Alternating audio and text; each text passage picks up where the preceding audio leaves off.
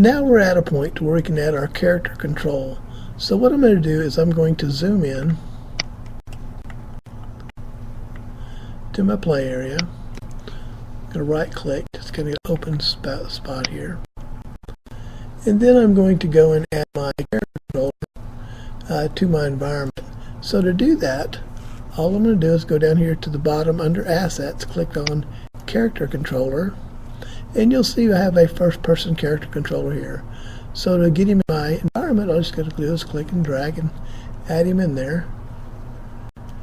And then notice it's actually low. Now, under our character controller, you'll see that we have a graphic and a main camera.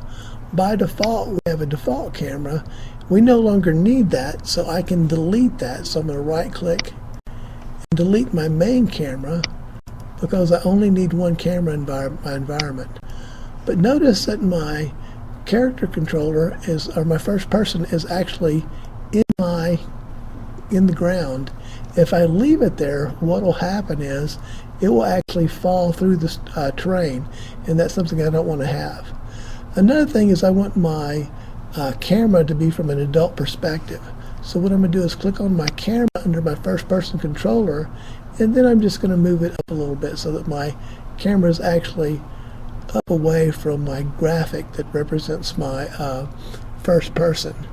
Now what I can do is I can go in and I can play this, but before I do that I'm going to change my layout to 2x3. So I'm going to click on layout, change to 2x3, and you'll notice that I now have my environment here in the bottom. So if I do click on play, now notice in the top I'm actually through the bottom of the environment. So what I can do is choose my hand here, drag it down. Notice I'm way down. I can also go here and click on my first person, hit the F key, and see how I zoom in straight to my first person controller. And now when I hit play,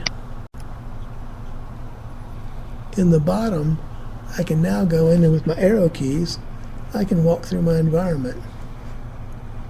And you can see in the top how my controller actually moves through the grass.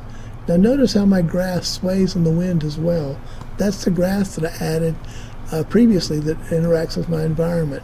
So I can go and I can walk all through my environment.